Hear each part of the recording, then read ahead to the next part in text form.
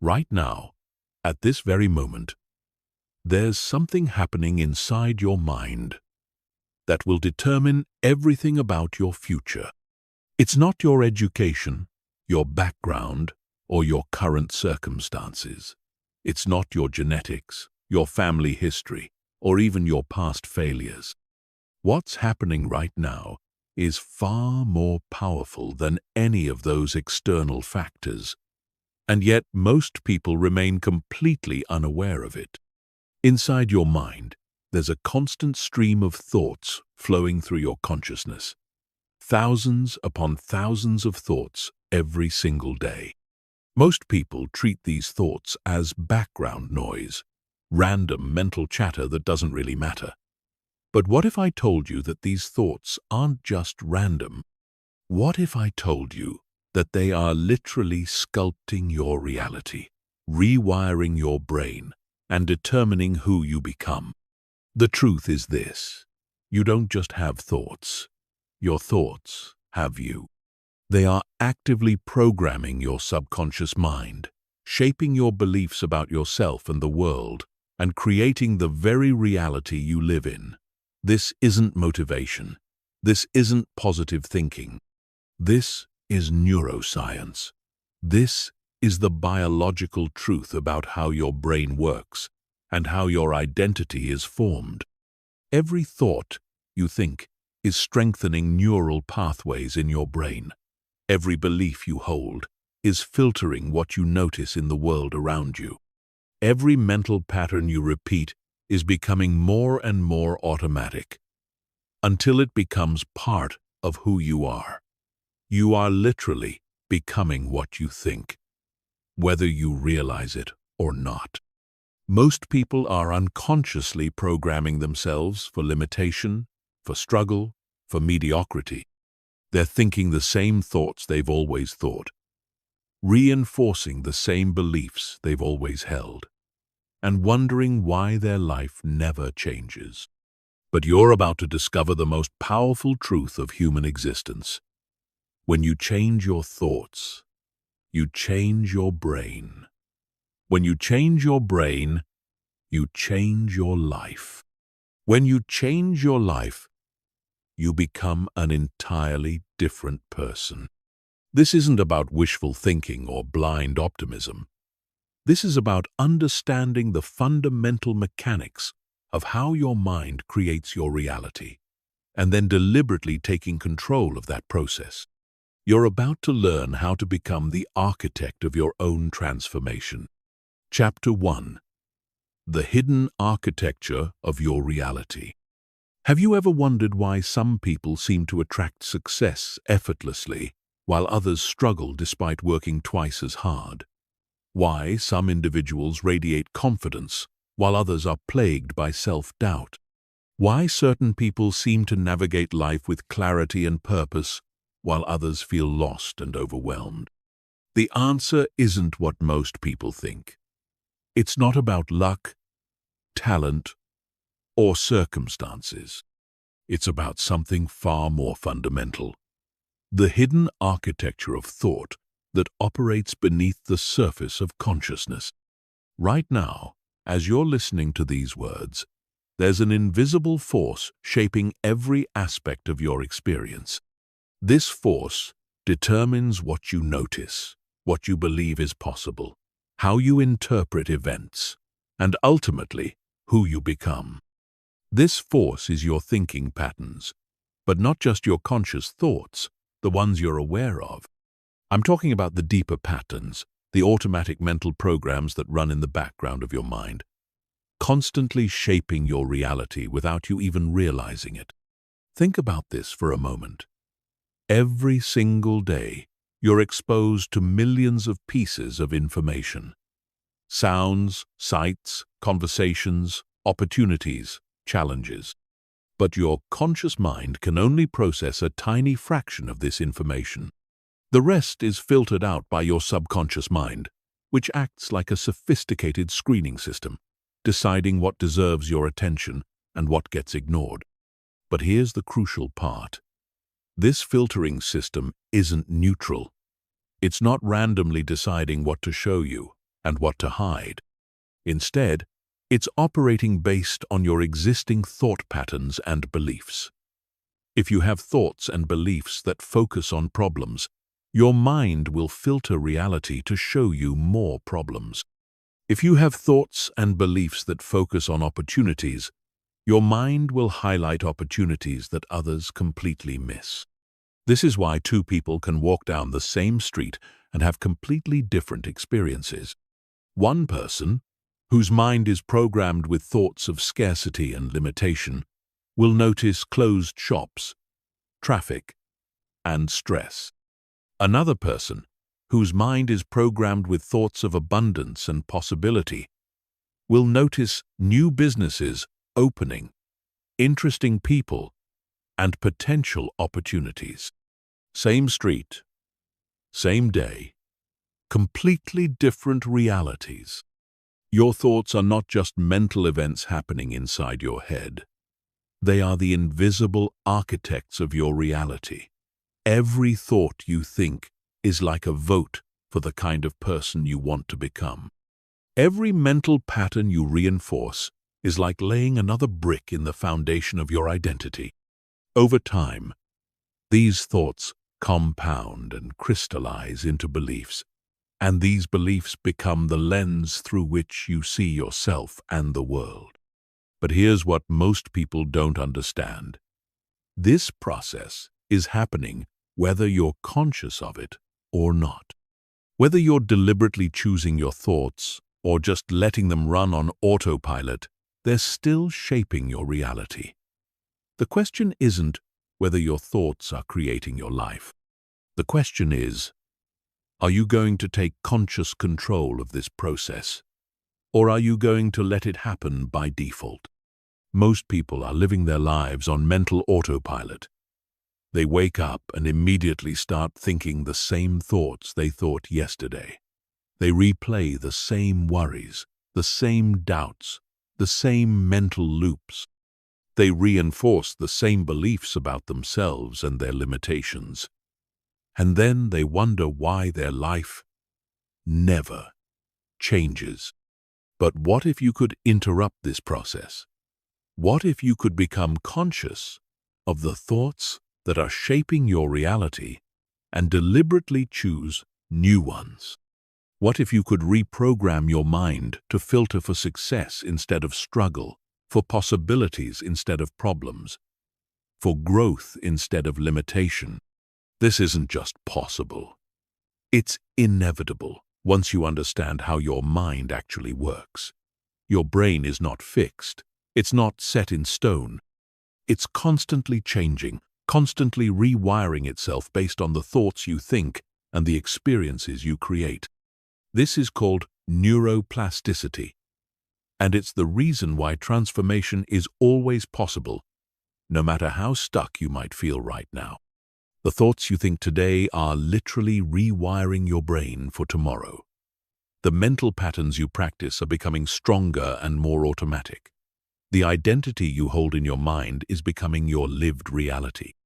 This is the hidden architecture of your life.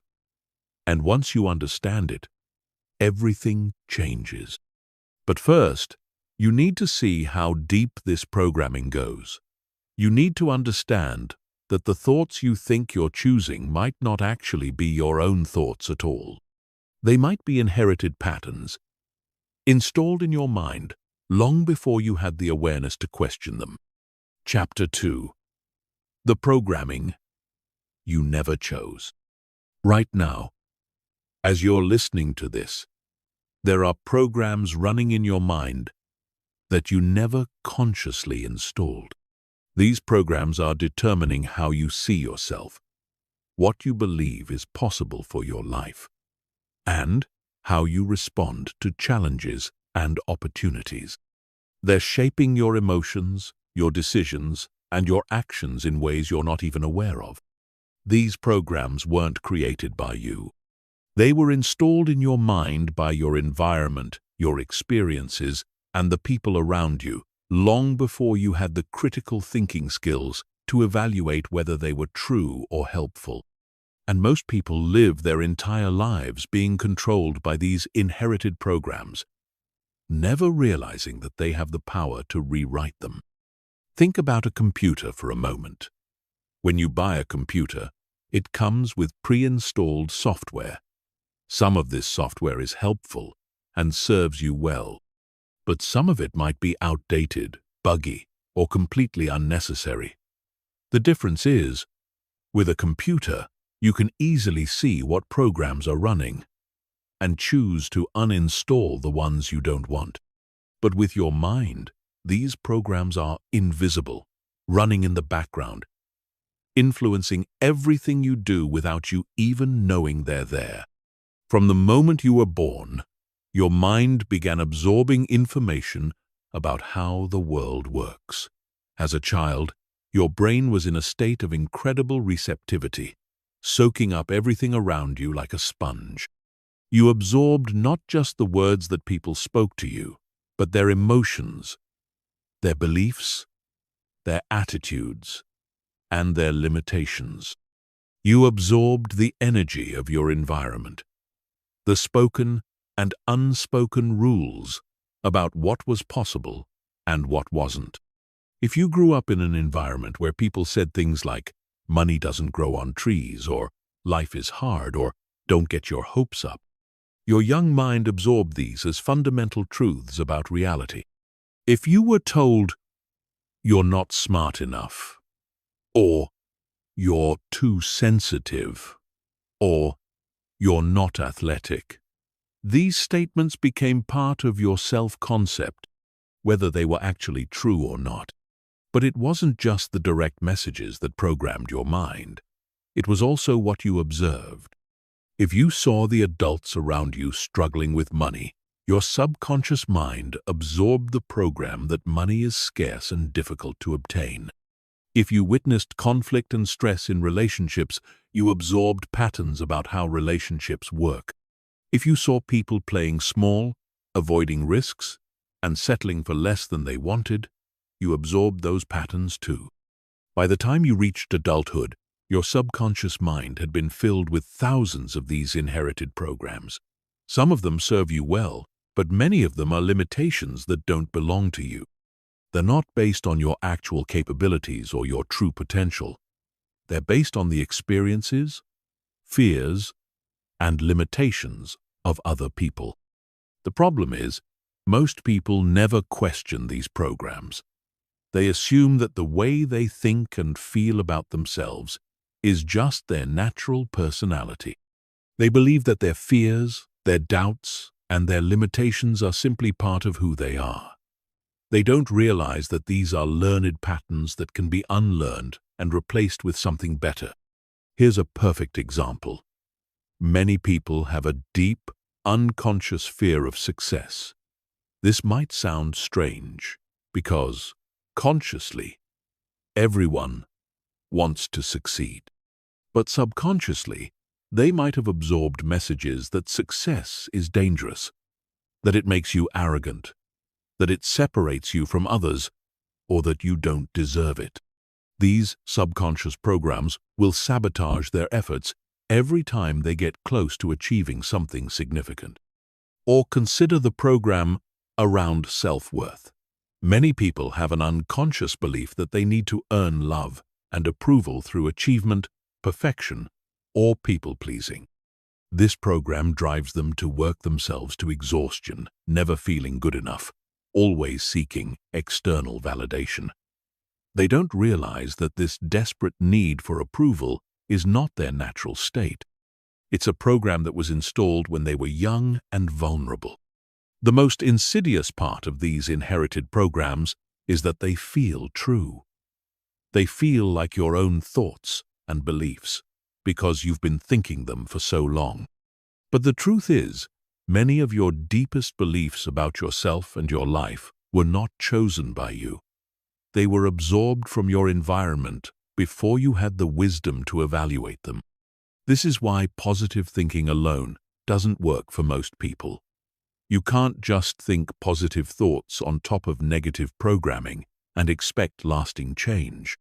It's like trying to run new software on an operating system that's corrupted. The new software will keep crashing because the underlying system is incompatible. Real transformation requires going deeper. It requires identifying these inherited programs, questioning their validity, and consciously choosing to install new ones that actually serve your highest potential. It requires recognizing that you are not your programming. You are the consciousness that can observe your programming and choose to change it. The beautiful truth is that every single program in your mind can be rewritten. The same neuroplasticity that allowed these patterns to be installed in the first place can be used to create entirely new patterns. You can literally rewire your brain to support the life you actually want instead of the life your conditioning thinks you deserve. But first, you need to become aware of what's running in the background of your mind. You need to start catching these automatic thoughts and questioning where they came from. You need to ask yourself, is this thought actually true? Is this belief serving me? Is this pattern moving me toward my goals or away from them? Most importantly, you need to realize that you have a choice. You are not condemned to live with the programming you inherited. You are not stuck with the thoughts and beliefs that were installed in your mind before you knew better. You have the power to become the programmer of your own consciousness. Chapter 3. The Science of Mental Transformation. What I'm about to share with you will fundamentally change how you see your own potential for transformation. For decades, scientists believed that the human brain was fixed after a certain age. They thought that once you reached adulthood, your neural pathways were set in stone, and significant change was impossible. This belief kept millions of people trapped in patterns they thought they could never escape. But then neuroscientists made one of the most revolutionary discoveries in the history of brain research: neuroplasticity. They discovered that the human brain is not fixed at all. It's constantly changing, constantly rewiring itself, constantly creating new neural pathways based on your thoughts, experiences, and behaviors. This discovery didn't just change neuroscience. It changed everything we know about human potential. Your brain is not like a computer with hardware that can't be modified. It's more like a garden that's constantly growing, changing, and adapting based on what you plant and how you tend to it. Every single thought you think is like planting a seed. Every mental pattern you repeat is like watering that seed. Over time, these thoughts grow into beliefs. These beliefs shape your emotions, and these emotions drive your actions. But here's the most important part. This process is happening all the time, whether you're conscious of it or not. Right now, as you're listening to these words, your brain is literally changing. New neural connections are being formed. Existing pathways are being strengthened or weakened based on where you're directing your attention and what you're choosing to think about. This means that transformation isn't just possible, it's inevitable. You cannot think the same thoughts without your brain becoming more efficient at thinking those thoughts. You cannot repeat the same mental patterns without those patterns becoming more automatic. The question isn't whether your brain will change. The question is, will it change in the direction you want, or will it change by default? Let me explain exactly how this works. Every thought you think creates a specific pattern of electrical activity in your brain. When you think the same thought repeatedly, the neural pathways associated with that thought become stronger and more established. It's like walking through a field. The first time you walk across the field, you have to push through tall grass and brush. But if you walk the same path every day, eventually you create a clear, easy-to-follow trail. Your thoughts work the same way.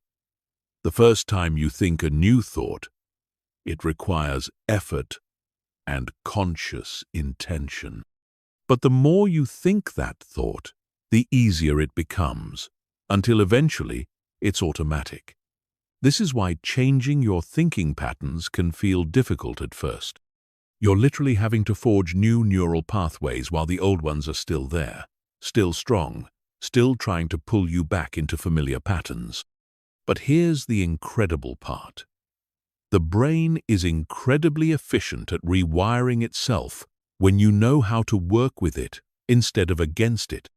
The key is understanding the three fundamental principles of neuroplasticity: repetition, emotional intensity, and focused attention.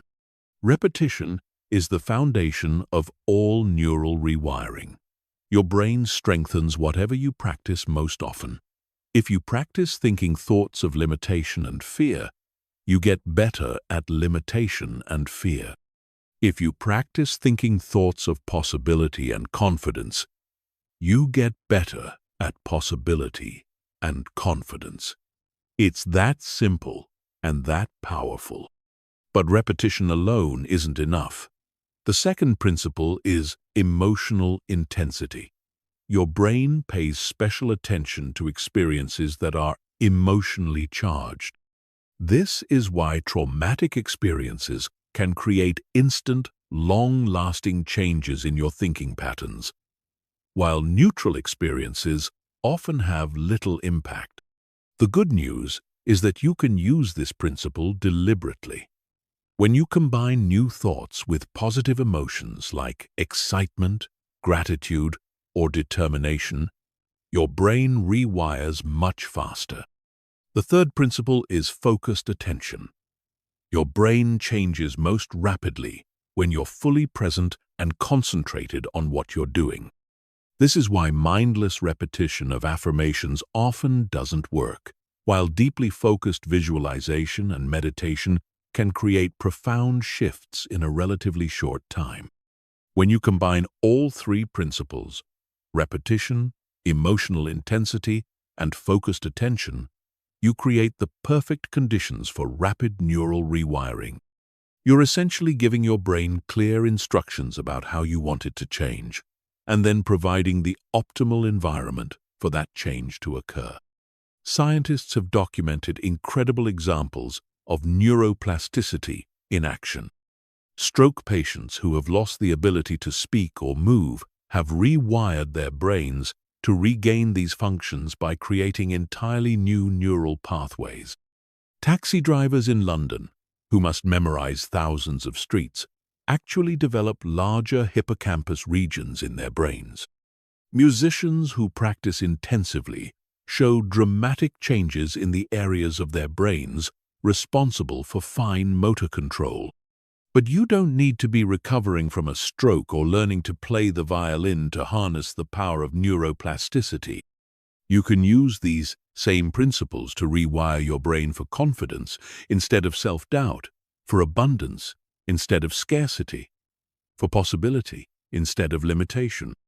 The most exciting part of this research is the discovery that you can literally think your way into a new identity.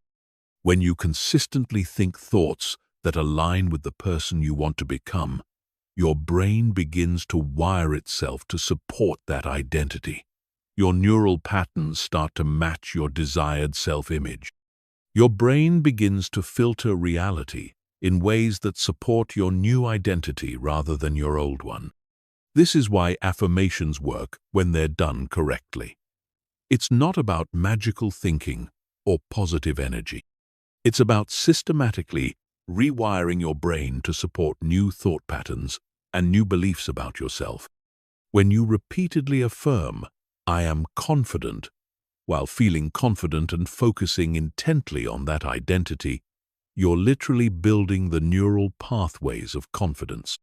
The same principle applies to visualization. When you vividly imagine yourself succeeding, achieving your goals, and embodying your ideal self, your brain cannot tell the difference between the imagined experience and reality.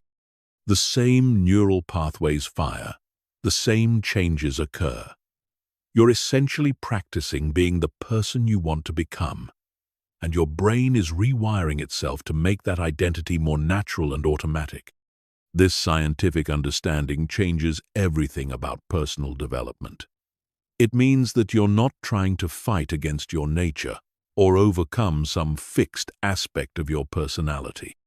You're simply using the natural plasticity of your brain to create the mental patterns that will serve you best. The old you isn't trying to hold you back out of malice. The old patterns aren't trying to sabotage you. They're simply the result of previous programming, and they can be reprogrammed just as easily as they were originally programmed.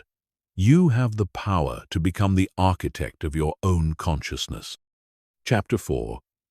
The Identity Creation Process. There's a profound truth that most people never discover. You don't just have an identity. You are constantly creating your identity through the thoughts you choose to think. Every moment of every day, you're either reinforcing who you've been or building who you're becoming. Most people think their identity is fixed, something they discovered about themselves. But the reality is far more empowering. Your identity is something you actively construct. Right now, you have a story about who you are. This story includes beliefs about your capabilities, your worth, your potential, and your limitations. You might think of yourself as confident or insecure, successful or struggling, creative or logical, outgoing or introverted. These labels feel true because you've been thinking thoughts that support them for so long that they've become automatic. But here's what changes everything. These identity labels are not facts about you. They're simply mental habits that you've reinforced through repetition. And because they're habits, they can be changed. You can literally think yourself into a new identity by consistently choosing thoughts that align with who you want to become instead of who you've been. The process of identity creation happens through what psychologists call identity-based thinking. This is when you start making decisions and thinking thoughts based on the identity you want to embody rather than the identity you currently have. Instead of thinking, I want to be confident, you start thinking, I am confident. So what would a confident person do in this situation? This shift is subtle but incredibly powerful. When you think from your desired identity instead of toward it, you start training your brain to operate from that new perspective. You begin to notice different things, feel different emotions, and take different actions. Over time, this new way of thinking becomes natural, and the identity you are practicing becomes who you actually are. Let me give you a concrete example. Imagine someone who sees themselves as not a morning person. Every morning, they hit the snooze button multiple times, drag themselves out of bed, and start their day feeling behind and stressed. They reinforce this identity by telling themselves and others, I'm just not a morning person, whenever the topic comes up. But what if this person decided to create a new identity as someone who springs out of bed energized and ready to tackle the day? They would start by thinking different thoughts. I am someone who wakes up refreshed and excited about the day ahead. They would visualize themselves jumping out of bed with enthusiasm. They would make decisions throughout the day that support this new identity, like going to bed earlier and preparing for the morning the night before.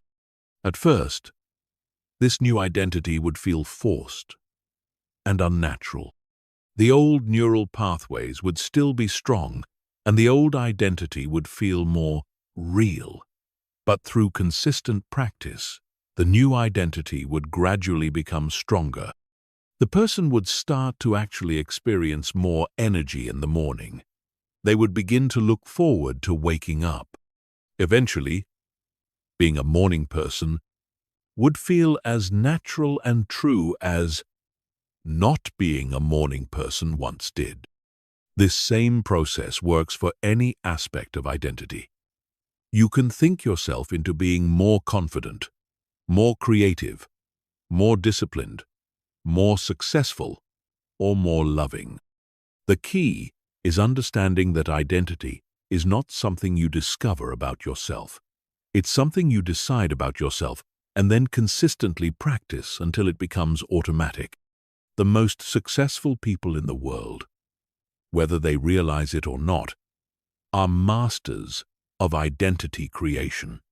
They don't just set goals and work toward them. They first decide who they need to become to achieve those goals. And then they start thinking and acting from that identity immediately. They don't wait until they achieve success to think like a successful person. They think like a successful person first, and success becomes the natural result. This is why traditional goal setting often fails. Most people focus on what they want to achieve without considering who they need to become to achieve it. They keep thinking the same thoughts and maintaining the same identity while expecting different results. But your external results will always be consistent with your internal identity. If you want to change your results, you have to change your identity first. The beautiful thing about identity creation is that you don't need permission from anyone else to start. You don't need to wait until you feel ready or until your circumstances change. You can begin thinking from your new identity right now, in this moment. You can start asking yourself, what would the person I want to become think about this situation? How would they feel? What would they do? At first, you might not know the answers to these questions. That's perfectly normal. You're creating a new identity, not accessing an existing one. The answers will become clearer as you practice thinking from this new perspective. Your brain will start to generate thoughts, feelings, and ideas that are consistent with your chosen identity. The process becomes even more powerful when you combine identity-based thinking with visualization and affirmation. Instead of just saying, "I am confident," you can visualize yourself moving through the world with confidence, feeling the emotions of confidence, and receiving the responses that confident people receive. You're not just affirming an identity, you're experiencing it in your mind. Remember, your brain doesn't distinguish between vividly imagined experiences and real ones. When you mentally rehearse being the person you want to become, you're actually practicing that identity at a neurological level. You're building the neural pathways that will make that identity feel natural and automatic. The key to successful identity creation is consistency and patience. You're literally rewiring decades of neural programming, and that takes time. There will be moments when your old identity feels stronger and more real than your new one. This is normal and expected. The old neural pathways are still there, and they'll try to pull you back into familiar patterns. But every time you choose to think from your new identity instead of your old one, you're strengthening the new pathways and weakening the old ones. Every time you catch yourself thinking an old thought and consciously choose a new one, you're practicing the skill of identity creation. Eventually, thinking from your new identity will become as automatic as thinking from your old one ever was. The most empowering realization is that you are not stuck with the identity you've had up until now. You are not limited by your past experiences, your current circumstances, or other people's opinions of who you are. You have the power to consciously create any identity you choose, and your brain will rewire itself to support that new identity. You become what you think, not because of some mystical law of attraction, but because of the very real and scientifically proven process of neuroplasticity and identity creation. When you consistently think thoughts that align with your desired identity, your brain literally reshapes itself to make that identity your lived reality. Chapter 5. breaking free from mental prisons. There's an invisible prison that holds more people captive than any physical jail ever could. It has no bars, no walls, and no guards, yet it's more restrictive than the most secure penitentiary. This prison is built entirely from thoughts, and most of its prisoners don't even realize they're trapped. They mistake the walls of their mental prison for the boundaries of reality itself. Every limiting belief you hold, every fear that stops you from taking action, every voice in your head that says, "You can't do that," or "That's not for people like you," is a bar in this invisible prison. These mental barriers feel absolutely real because you've been living with them for so long that you can't imagine life without them. But the shocking truth is that most of these limitations exist only in your mind. Think about this for a moment. Right now, there are probably things you believe you cannot do, goals you think are impossible for you, and dreams you've given up on because they seem unrealistic. But what if I told you that many of these limitations are not based on actual impossibility? What if they're based on inherited programming, past experiences that no longer apply, or simply thoughts you've repeated so often that they feel true? The most tragic part of mental imprisonment is that the prisoners often become their own guards. They police their own thoughts, shut down their own dreams, and talk themselves out of opportunities before anyone else even has a chance to say no. They've internalized the voices of limitation so completely that they do the work of restriction for free. Here's how this prison gets built. From early childhood, you receive thousands of messages about what's possible and what isn't. Some of these messages are direct. Don't get your hopes up. Money doesn't grow on trees. People like us don't do things like that. Others are indirect, communicated through the examples you see around you. If you rarely see people achieving big dreams, your mind concludes that big dreams must be unrealistic. Over time, these messages accumulate and crystallize into what psychologists call limiting beliefs. These beliefs operate like invisible barriers, preventing you from even considering certain possibilities. They don't just stop you from taking action, they stop you from thinking thoughts that could lead to action.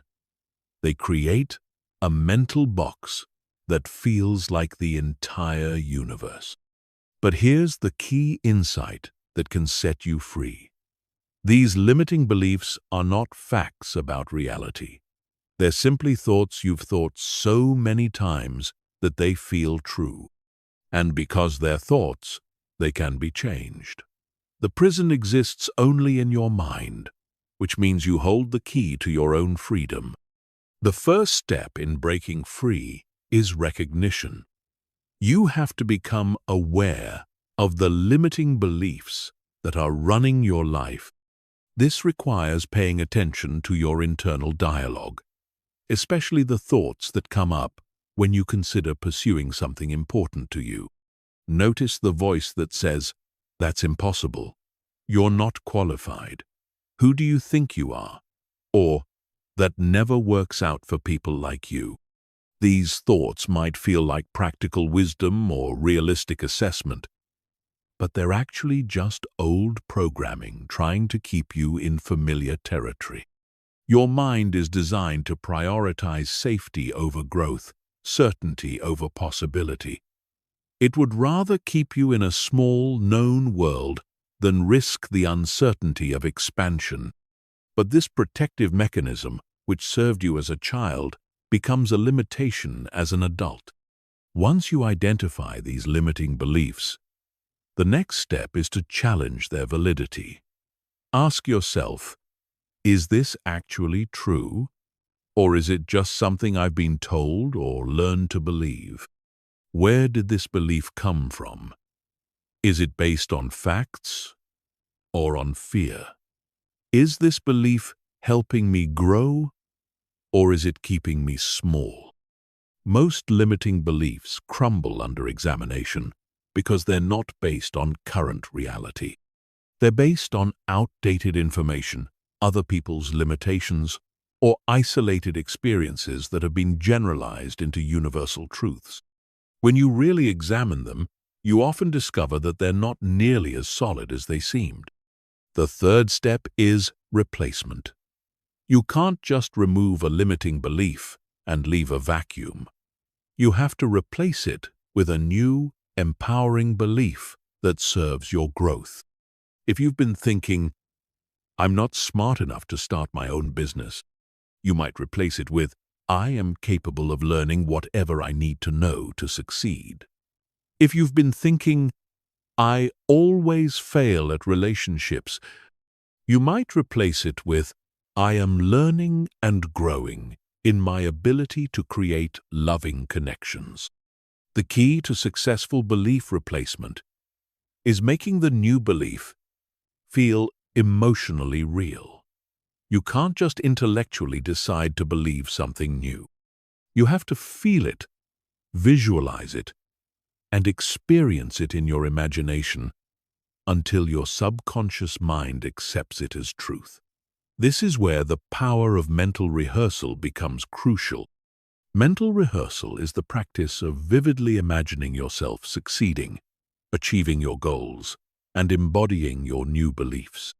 When you do this consistently, your brain begins to wire itself for success instead of limitation. You're literally practicing being free from your mental prison, and your mind starts to accept freedom as the new normal. But breaking free from mental prisons requires more than just changing beliefs. It requires changing your entire relationship with your thoughts. Instead of accepting every thought as truth, you learn to observe your thoughts objectively. You realize that you are not your thoughts. You are the consciousness that observes thoughts. This shift in perspective is incredibly liberating because it means you're no longer at the mercy of your mental conditioning. When you truly understand that thoughts are just mental events, not absolute truths, you gain the power to choose which thoughts to accept and which to reject. You become the gatekeeper of your own consciousness. You realize that you don't have to believe every thought your mind generates, and you don't have to act on every feeling that arises. This is the moment when true freedom begins, when you recognize that you are not trapped by your circumstances, your past, or your programming. You are only trapped by your thoughts about these things, and thoughts can be changed. Always. The process of breaking free is not always easy, and it's not always comfortable. Your mind will resist change because change represents uncertainty, and uncertainty feels dangerous to the survival-oriented parts of your brain. There will be moments when the old patterns feel stronger and more real than the new ones you're trying to create. But every time you choose a new thought over an old one, every time you question a limiting belief instead of accepting it, every time you act in spite of fear instead of because of it, you're literally rewiring your brain for freedom. You're proving to yourself that the prison walls were never real, that the limitations were never absolute, and that you have far more power than you ever imagined. The ultimate realization is this: you were never actually limited in the first place. You were simply conditioned to believe in limitation. The moment you stop believing in the walls of your mental prison, they disappear. The moment you stop accepting thoughts of limitation as truth, they lose their power over you. The moment you realize that you become what you think, you gain the power to think yourself into any reality you choose to create. Chapter 6. The Power of Thought Selection. Every single moment of your life, you're faced with a choice that will determine your future. Which thoughts will you accept, and which will you reject? Most people never realize they have this choice. They treat their thoughts like weather, something that happens to them beyond their control. But the truth is, you have far more power over your thoughts than you realize. And learning to exercise this power is the key to transforming your entire life. Your mind generates thousands of thoughts every day. Some of these thoughts serve you, moving you toward your goals and reinforcing the identity you want to create. Others work against you, reinforcing old patterns and keeping you stuck in limitation. The difference between people who transform their lives and those who remain stuck isn't the quality of thoughts their minds generate, it's their ability to consciously select which thoughts to feed and which to starve. Think of your mind like a garden. In any garden, you'll find both flowers and weeds growing naturally. The flowers represent empowering thoughts that help you grow. The weeds represent limiting thoughts that choke out your potential. A skilled gardener doesn't waste time being upset that weeds exist. They simply pull them out and focus their energy on nurturing the flowers. Your mind works the same way. The first step in thought selection is developing awareness. Most people are completely unconscious of their thinking patterns. Thoughts arise automatically, and they accept them without question. But when you develop the ability to observe your thoughts objectively, you gain the power to choose which ones deserve your attention and which ones should be dismissed. This process begins with what psychologists call metacognition, thinking about thinking. Instead of being caught up in the content of your thoughts, you step back and observe the thinking process itself. You notice when your mind generates a limiting thought, and instead of automatically believing it, you pause and ask, is this thought helpful? Does it move me toward my goals or away from them? Is it based on truth or on fear? When you catch yourself thinking a thought that doesn't serve you, you don't need to fight it or suppress it. Fighting thoughts only makes them stronger. Instead, you simply acknowledge the thought and then consciously choose to redirect your attention to a thought that better serves your goals. It's like changing the channel on a radio. You don't destroy the station you don't want to hear. You simply tune into a different frequency. For example, if you catch yourself thinking, I'm not good enough for this opportunity, you might acknowledge that thought and then consciously choose to think, I am learning and growing, and I'm exactly where I need to be to take the next step.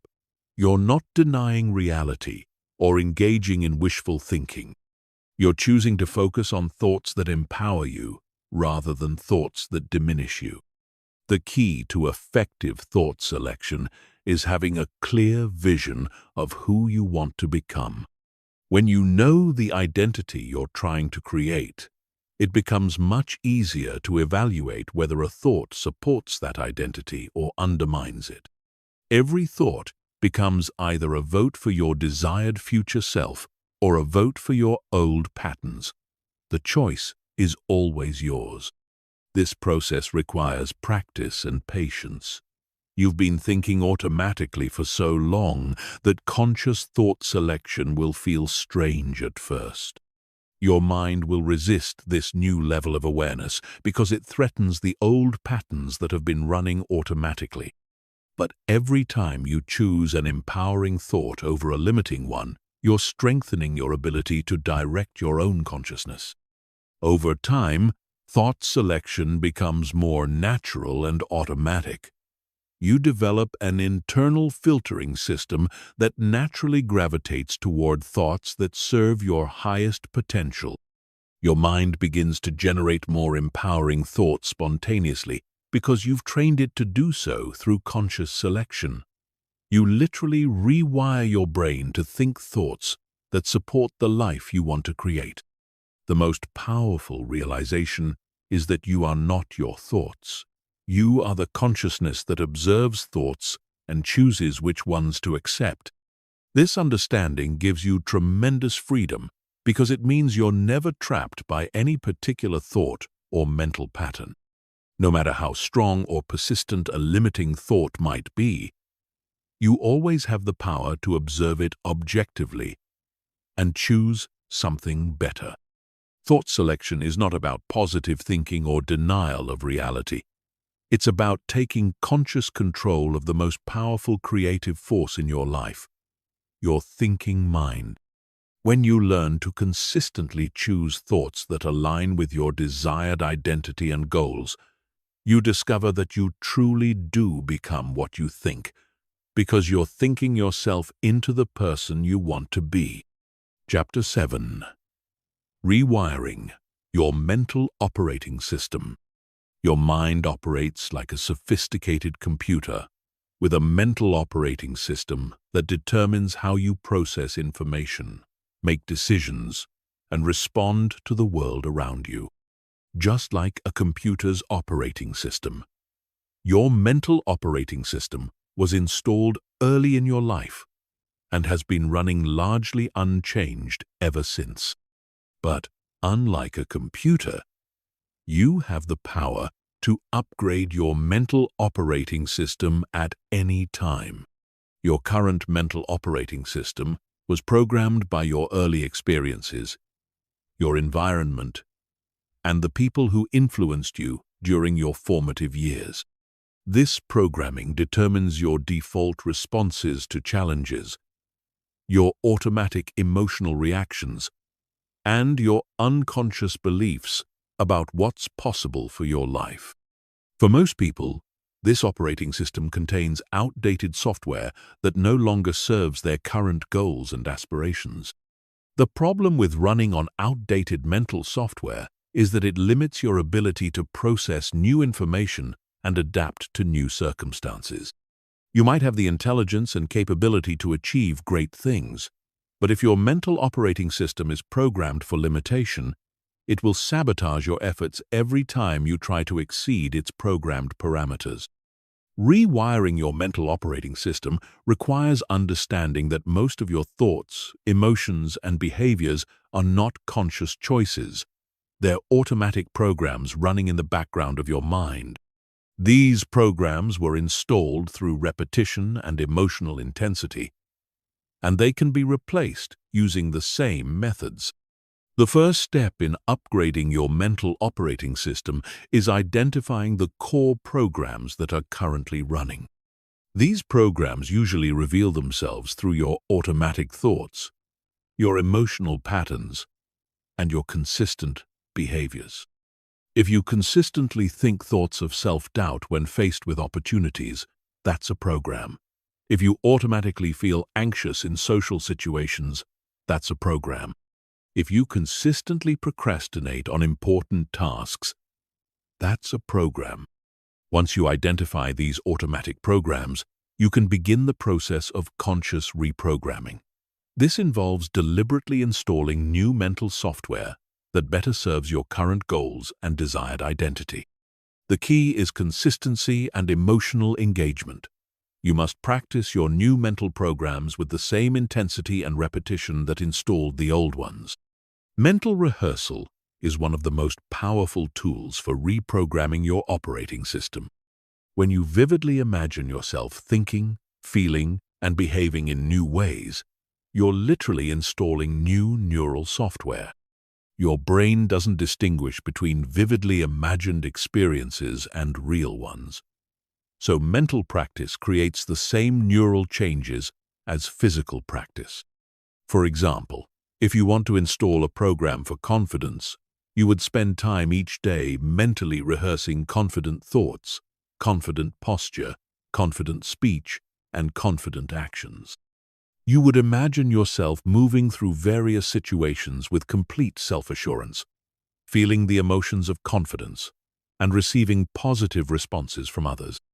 With enough repetition, this mental rehearsal becomes your new default programming. Affirmations work as part of this reprogramming process, but only when they're done correctly. Simply repeating positive statements without emotional engagement is like trying to install software without the proper installation process. It doesn't take hold. Effective affirmations are emotionally charged. personally meaningful, and repeated consistently until they feel natural and true. The most powerful affirmations are identity-based rather than goal-based. Instead of affirming, "I will be successful," you affirm, "I am a successful person." Instead of, "I want to be confident," you affirm, "I am confident." This subtle shift programs your mind to operate from your desired identity rather than toward it. Environmental programming is another crucial aspect of mental rewiring. Your mind is constantly being influenced by the information you consume, the people you spend time with, and the environments you inhabit. If you want to install new mental programming, you must consciously curate your environment to support that programming. This means surrounding yourself with examples of the mindset you want to develop. Read books by people who embody the identity you're creating. Listen to podcasts and watch videos that reinforce your new mental programming. Spend time with people who think and act in ways that align with your desired identity. Your mind learns through observation and osmosis, so make sure you're exposing it to the right influences. The process of mental reprogramming also requires breaking old patterns through conscious intervention. Every time you catch yourself running an old program, thinking an old thought, feeling an old emotion, or acting out an old behavior, you have an opportunity to install new software. Instead of automatically following the old program, pause and consciously choose a new response that aligns with your desired identity. This interruption of automatic patterns is crucial because it weakens the old neural pathways while strengthening new ones. Each time you choose a new response over an automatic one, you're literally rewiring your brain. Over time, these new responses become automatic, and you've successfully upgraded your mental operating system. The key to successful mental reprogramming is understanding that change happens gradually, then suddenly. At first, your new programming will feel forced and unnatural because the old programs are still strong. But with consistent practice, there's a tipping point where the new programming becomes stronger than the old, and your new way of thinking, feeling, and behaving becomes effortless and natural. Remember, you're not trying to fix something that's broken. You're upgrading to a more advanced version of yourself. Your mind is incredibly adaptable and capable of running any software you choose to install. The question is, what kind of mental operating system do you want to be running 1 year from now? Chapter 8. The Art of Mental Conditioning. Elite athletes understand something that most people never discover. Peak performance isn't just about physical training. It's about mental conditioning, the systematic practice of training your mind to think, feel, and respond in ways that consistently produce excellent results. What most people don't realize is that this same principle applies to every area of life. You can condition your mind for success, confidence, creativity, or any other quality you want to develop. Mental conditioning is different from positive thinking or motivation. It's not about pumping yourself up or pretending everything is fine when it isn't. It's about systematically training your mind to operate at a higher level through deliberate practice and consistent repetition. Just as physical conditioning makes your body stronger and more capable, mental conditioning makes your mind more resilient, focused, and effective. The foundation of mental conditioning is understanding that your mind, like your body, responds to training. When you consistently practice certain mental patterns, they become stronger and more automatic. When you neglect certain mental skills, they atrophy. This means you can literally train yourself to think like the most successful people in your field, to feel emotions that serve your goals, and to respond to challenges with clarity and composure. The first element of effective mental conditioning is clarity of intention. You must be absolutely clear about what mental qualities you want to develop. Vague intentions produce vague results. Instead of saying, "I want to be more confident," you define exactly what confidence looks like for you. "I want to speak up in meetings without hesitation, approach new people with ease, and take on challenging projects without self-doubt." Once you're clear on your intention, you create specific mental exercises designed to strengthen those qualities. If you want to develop unshakable confidence, you might practice confidence-building visualizations every morning, rehearsing scenarios where you demonstrate complete self-assurance. If you want to develop laser focus, you might practice concentration exercises that train your mind to sustain attention for longer periods without distraction. The key to effective mental conditioning is treating it like physical exercise. You must be consistent, progressive, and intentional. Just as you wouldn't expect to get physically fit by exercising randomly or without effort, you can't expect to develop mental strength without committed practice. You must set aside dedicated time for mental training and approach it with the same seriousness you would bring to physical conditioning. Visualization is one of the most powerful tools in mental conditioning. When done correctly, visualization isn't just daydreaming or wishful thinking. It's systematic mental rehearsal that programs your subconscious mind for success. You create detailed mental movies of yourself performing at your best, feeling exactly how you want to feel, and achieving the results you desire. The more vivid and emotionally engaging these mental rehearsals are, the more powerfully they condition your mind. Mental conditioning also involves developing what psychologists call emotional regulation, the ability to maintain optimal emotional states regardless of external circumstances.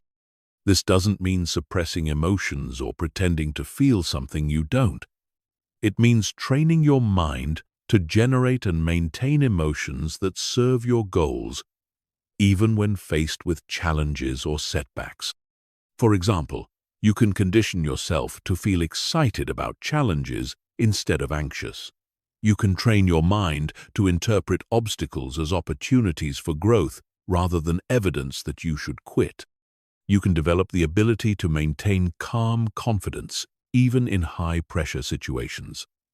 These aren't personality traits you're born with. They're mental skills you can develop through practice. Another crucial aspect of mental conditioning is developing mental resilience, the ability to bounce back quickly from setbacks and maintain forward momentum regardless of what happens. Mental resilience isn't about being tough or emotionless. It's about having a conditioned response to adversity that allows you to extract lessons, maintain perspective, and continue moving toward your goals. This resilience is developed through what psychologists call cognitive reframing, the practice of consciously choosing empowering interpretations of events. Instead of automatically seeing failures as evidence of your inadequacy, you train your mind to see them as valuable feedback and learning opportunities. Instead of viewing challenges as threats, you condition yourself to see them as chances to grow stronger and more capable. The most advanced form of mental conditioning involves training your mind to enter peak performance states at will. These are states of consciousness where you feel completely focused, confident, and capable. Elite performers in every field have learned to access these states consistently through specific mental triggers and conditioning practices. You can develop your own peak performance triggers through consistent practice. This might involve specific breathing patterns, particular phrases you repeat to yourself, or mental images that instantly shift your state. The key is practicing these triggers when you're already in a peak state, so your mind learns to associate the trigger with the desired mental and emotional condition. Mental conditioning also requires what athletes call pressure training, deliberately practicing your mental skills under challenging conditions. It's easy to maintain confidence and focus when everything is going well. But true mental conditioning means being able to access your best mental state, even when facing pressure, criticism, or uncertainty. The beautiful truth about mental conditioning is that it compounds over time. Each day you practice, you're not just improving for that day. You're building mental strength that will serve you for years to come. Your mind becomes more naturally inclined toward the states and patterns you've been conditioning until excellence becomes your default rather than something you have to work to achieve. Remember, every thought you think is either conditioning your mind for limitation or conditioning it for excellence. The choice is always yours, and the results are always inevitable. When you approach mental conditioning with the same dedication and consistency that elite athletes bring to physical training, you develop a mind that becomes your greatest asset in achieving any goal you set. Chapter 9. Breaking the Cycle of Automatic Thinking. Right now, as you're listening to these words, there's a constant stream of thoughts flowing through your consciousness. Most of these thoughts are completely automatic, arising without your conscious intention, following familiar patterns that have been established over years or even decades. These automatic thoughts are like mental habits, and, just like any habit, they can either serve you or limit you. The problem is, most people never realize they have the power to break the cycle of automatic thinking and consciously choose their mental patterns. Automatic thinking develops because your brain is designed for efficiency. It doesn't want to use conscious energy to think about every little thing. So it creates mental shortcuts, automatic patterns that allow you to navigate familiar situations without conscious effort. This is incredibly useful for basic tasks like driving a familiar route or performing routine activities. But when these automatic patterns are negative or limiting, they become mental prisons that keep you stuck in old realities. The cycle of automatic thinking works like this. A situation triggers an automatic thought, which generates an emotion, which drives a behavior, which reinforces the original thought pattern. For example, you might automatically think, "I'm not good at public speaking," when asked to give a presentation. This thought generates anxiety, which causes you to avoid speaking opportunities, which reinforces your belief that you're not good at it. The cycle becomes self-perpetuating and self-fulfilling. Most people are completely unconscious of these automatic cycles. They experience the emotions and behaviors without realizing they originated from automatic thoughts that could be questioned and changed. They assume their reactions are just part of their personality or natural responses to situations, never recognizing that they're actually responses to thoughts that happen so quickly they barely register in consciousness. Breaking free from automatic thinking begins with developing what meditation teachers call mindful awareness, the ability to observe your thoughts as they arise without immediately being carried away by them. This is not about suppressing thoughts or judging them as good or bad. It's about creating a small space between you and your thoughts, so you can observe them objectively rather than automatically believing and acting on them. The first step in developing this awareness is simply noticing when you're thinking automatically versus when you're thinking consciously. Automatic thoughts usually feel urgent, emotional, and unquestionable. They arise quickly and demand immediate belief and action. Conscious thoughts, on the other hand, feel more deliberate, calm, and open to examination. They arise from choice rather than habit. Once you develop the ability to notice automatic thoughts, you can begin questioning them. This doesn't mean arguing with your thoughts or trying to convince yourself they're wrong. It means approaching them with gentle curiosity. Is this thought actually true? Where did this thought come from? Is this thought helping me or limiting me? What would I think about this situation if I were thinking consciously rather than automatically? This questioning process is incredibly powerful because it interrupts the automatic cycle. Instead of thought leading directly to emotion to behavior, you insert a moment of conscious evaluation. This brief pause is all you need to choose a different thought, which will generate a different emotion and lead to a different behavior. The most effective way to break automatic thinking patterns is to replace them with consciously chosen thoughts. You can't just remove an automatic thought and leave empty space. Nature abhors a vacuum, and your mind will fill that space with another automatic thought. Instead, you must consciously install new thought patterns that serve your goals and desired identity. This installation process requires repetition and emotional engagement. When you catch yourself thinking an automatic limiting thought, you consciously choose a more empowering thought and focus on it with intention and feeling. For example, if you catch yourself automatically thinking, "I always mess things up," you might consciously choose to think, "I am learning and improving with every experience." The key is not just thinking the new thought, but feeling it and believing it with emotional intensity. One of the most powerful techniques for breaking automatic thinking is what psychologists call thought stopping.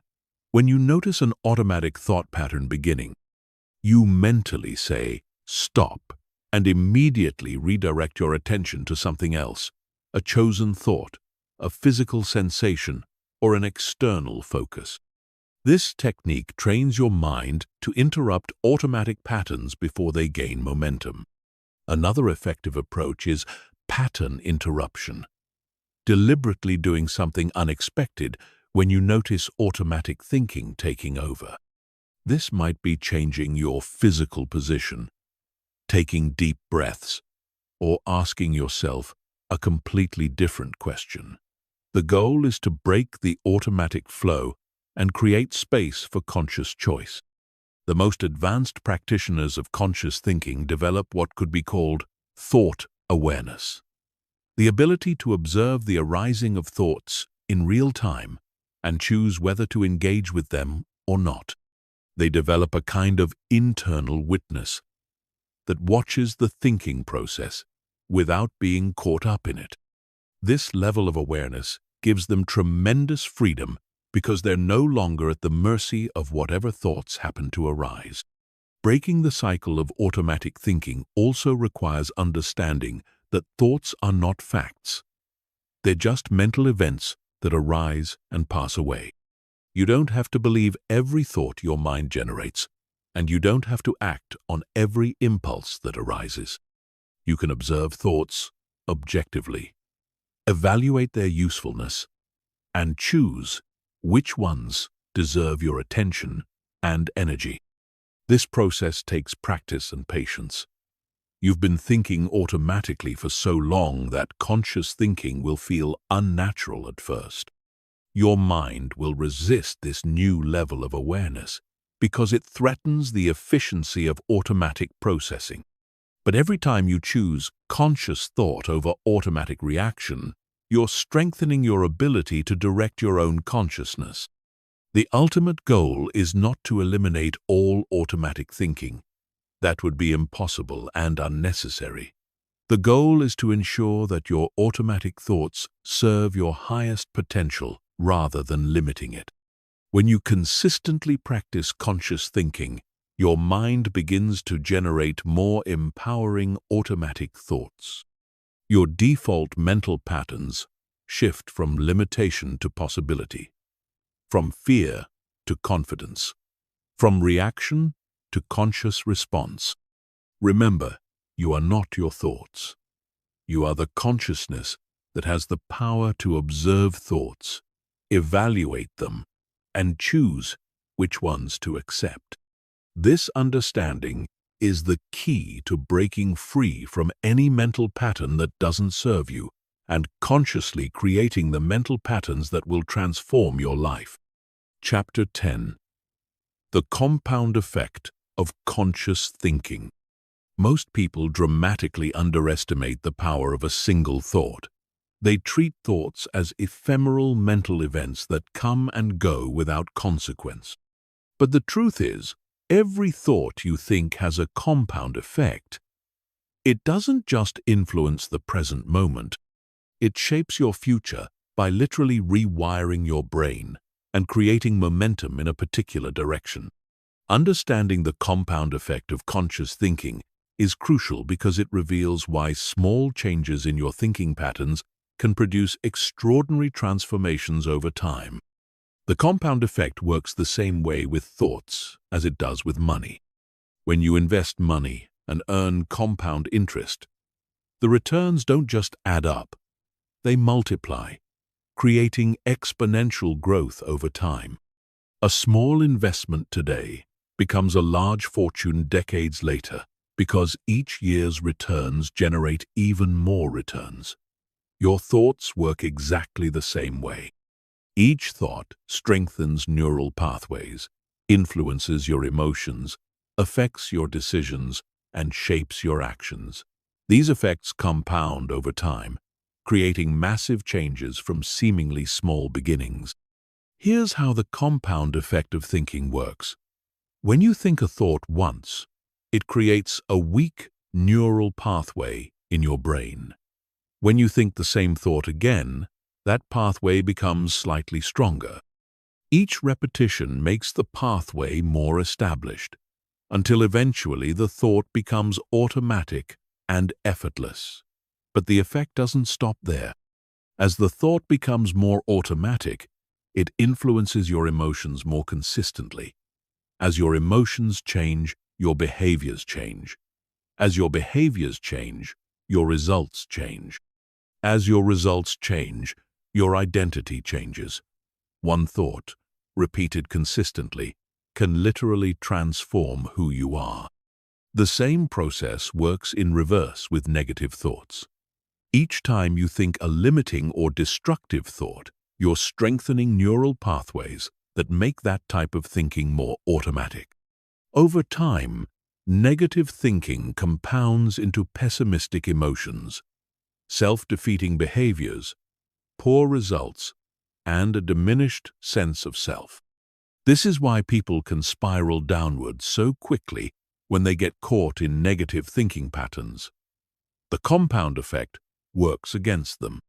The key insight is that the compound effect makes small changes incredibly powerful over time. You don't need to completely transform your thinking overnight. You just need to make small, consistent improvements in the quality of your thoughts. And the compound effect will do the rest. One slightly more empowering thought, repeated daily, can change the entire trajectory of your life. This is why awareness of your thinking patterns is so crucial. Every moment you're either contributing to positive compound growth or negative compound growth. There's no neutral ground. Your thoughts are always moving you in one direction or the other. When you become conscious of this process, you gain the power to deliberately steer the compound effect in your favor. The most successful people in every field understand the compound effect of thinking, whether they call it that or not. They know that their current thoughts are creating their future reality, so they guard their mental space carefully. They consistently choose thoughts that compound into confidence, optimism, creativity, and success. They understand that thinking is not just something that happens to them. It's the most important investment they can make in their future. To harness the compound effect of conscious thinking, you must first identify the key areas where your thoughts have the greatest impact on your life. These are usually areas related to your self-image. your beliefs about what's possible, your interpretation of challenges and setbacks, and your vision of your future. Small improvements in thinking in these areas compound into massive life changes.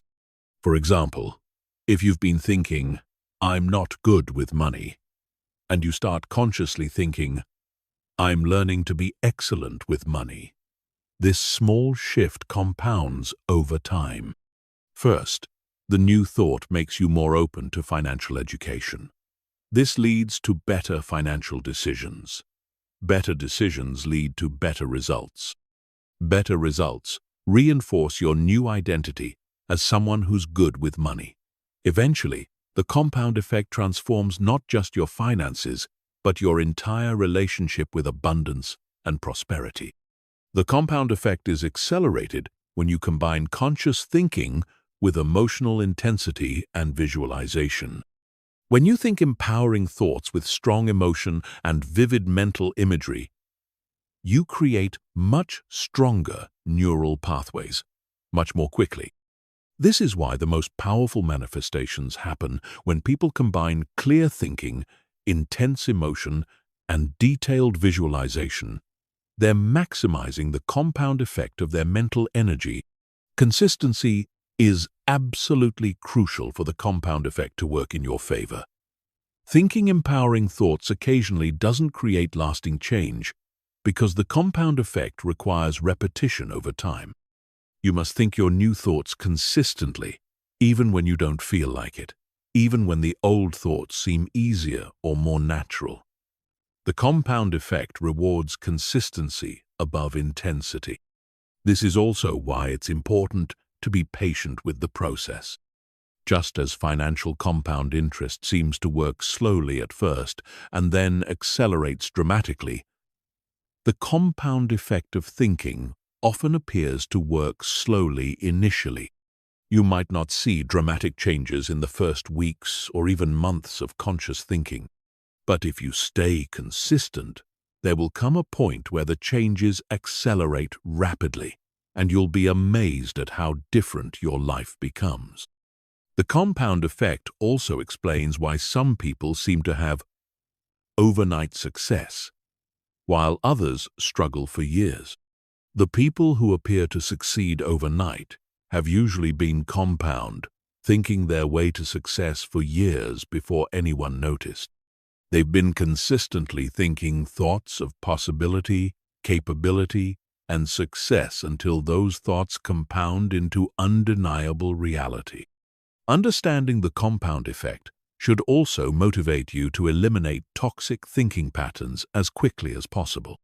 Just as positive thoughts compound into positive results, negative thoughts compound into negative outcomes. The sooner you interrupt negative compound cycles, the easier it is to redirect your mental energy toward positive compound growth. The most empowering realization about the compound effect is that it's never too late to start. No matter how long you've been thinking in limiting ways, you can begin the compound effect of empowering thinking right now. Your brain is constantly rewiring itself, which means positive changes can begin immediately and compound from this moment forward. Every thought you choose to think is an investment in your future self. The question is, are you investing in the compound growth of limitation and struggle, or in the compound growth of possibility and success? The choice is always yours, and the compound effect ensures that your choice today will determine who you become tomorrow. Chapter 11. The Reality Creation Protocol. There exists a systematic process for transforming thoughts into tangible reality. And once you understand this process, you gain the power to consciously create any life you can envision. This isn't mystical thinking or wishful hoping. This is a practical protocol based on how your brain processes information and translates mental patterns into physical actions and results. The Reality Creation Protocol operates on a simple but profound principle. Your external world will always mirror your internal world, given enough time and consistency. Your thoughts create your beliefs shape your emotions drive your actions, and your actions produce your results. Most people experience this process unconsciously, which is why their external reality often feels random or beyond their control. But when you understand and apply this protocol consciously, you become the deliberate architect of your own life. The first phase of the reality creation protocol is mental design. This is where you create a clear, detailed mental blueprint of the reality you want to experience. Most people skip this crucial step, which is why their efforts to change their lives often fail. You cannot create what you cannot clearly envision. Your subconscious mind needs specific instructions about what to create, and these instructions come through vivid, emotionally charged mental imagery. Mental design involves more than just setting goals or making vision boards. It requires you to mentally experience your desired reality in complete detail, not just what you'll have, but who you'll be, how you'll feel, how you'll spend your days, how others will respond to you, and what your internal experience will be like. The more sensory detail you include in your mental design, the more real it becomes to your subconscious mind. The second phase is neural installation. This is where you systematically program your brain to support your desired reality through repetition, emotion, and focused attention. Your brain doesn't distinguish between vividly imagined experiences and real ones. So when you repeatedly visualize your desired reality with intense emotion and complete focus, you're literally training your brain to make that reality feel natural and inevitable. Neural installation requires daily practice, preferably at times when your brain is most receptive, typically first thing in the morning and last thing at night. During these sessions, you don't just think about your desired reality, you experience it mentally. You feel the emotions you would feel. You see through the eyes of your future self. You embody the identity of the person who has already achieved what you're working toward. The third phase is identity alignment. Your actions will always be consistent with your identity. So if you want to create a new reality, you must first become the person who would naturally create that reality. This means identifying the thoughts, beliefs, values, and habits of your desired identity and beginning to embody them immediately before you see external evidence of change. Identity alignment is about acting from your desired identity rather than toward it. Instead of thinking, "When I'm successful, I'll be confident," you start thinking and acting confidently now because that's who you are in your desired reality. This shift in identity creates massive changes in your behavior because you're no longer trying to become someone else. You're simply being yourself, your evolved self. The fourth phase is reality bridging. This is where you begin taking physical actions that bridge the gap between your current reality and your desired reality. These actions are guided by your new identity and informed by your mental design.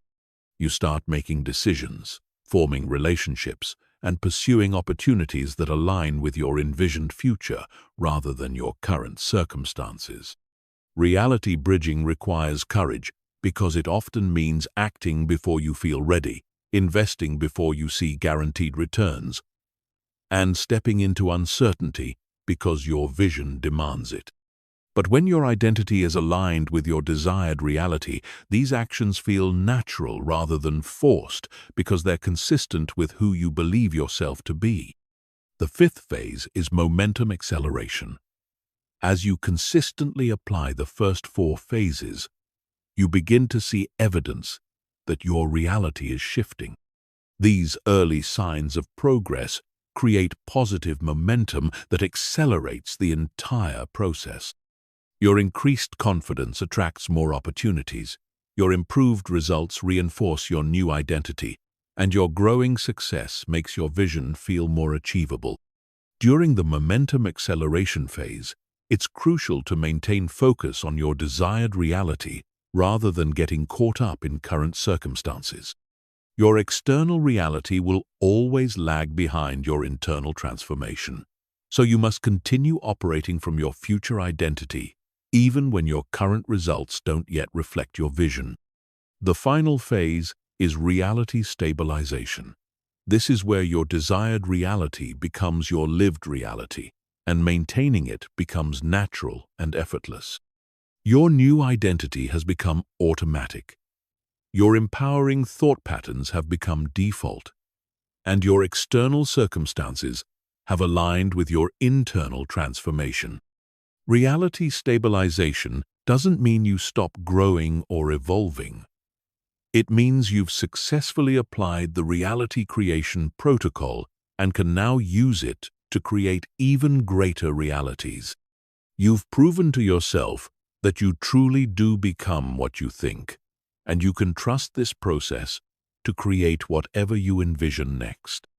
The key to successful reality creation is understanding that this is not a one-time process, but a way of living. You're always creating your reality through your thoughts, whether consciously or unconsciously. The reality creation protocol simply gives you conscious control over a process that's happening anyway. Remember, your current reality was created by your past thinking. Your future reality is being created by your current thinking. The reality creation protocol ensures that your future reality is the one you consciously choose rather than the one you create by default. Chapter 12. Mastering the Inner Game. Success in any area of life is determined more by what happens inside your mind than by external circumstances. This is what champions in every field understand: that the real competition, the real challenge, and the real victory all happen in the mental realm. Mastering the inner game means developing complete command over your internal state, so that regardless of what's happening around you, you can maintain the thoughts, emotions, and energy that produce excellence. The inner game operates on the principle that your external performance is always limited by your internal capacity. You cannot consistently perform at a level higher than your mental and emotional programming allows.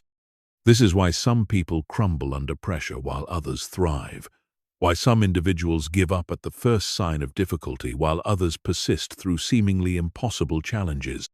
Most people focus almost exclusively on the outer game, developing skills, acquiring knowledge, improving techniques, and working harder. While these elements are important, they pale in comparison to the inner game factors that determine whether you'll be able to apply your skills when it matters most. The inner game is about developing unshakable confidence, emotional resilience, laser focus, and the ability to maintain peak state regardless of circumstances. The foundation of inner game mastery is emotional regulation, the ability to consciously choose your emotional state rather than being controlled by whatever emotions arise automatically.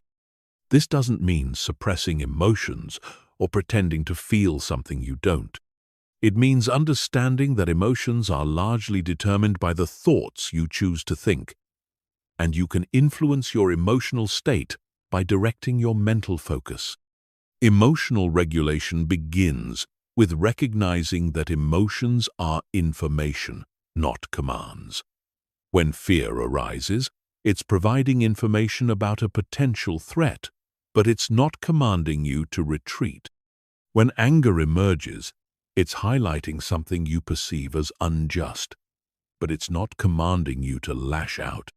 When you understand emotions as information rather than directives, you gain the power to feel the emotion, extract the useful information, and then choose your response consciously.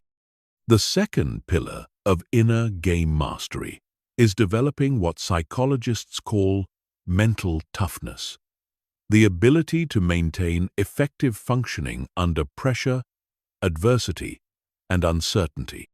Mental toughness isn't about being hard or emotionless. It's about having such a strong internal foundation that external circumstances cannot shake your core confidence and clarity. Mental toughness is developed through progressive exposure to challenging situations while maintaining optimal internal state. This means deliberately putting yourself in situations that test your emotional regulation, then practicing maintaining calm confidence regardless of what happens. Each time you successfully manage your inner state under pressure, you build evidence that you can handle whatever comes your way. Another crucial aspect of inner game mastery is developing unwavering focus, the ability to maintain complete attention on what serves your goals while filtering out everything else. In our distraction-heavy world, the ability to focus deeply is becoming a superpower.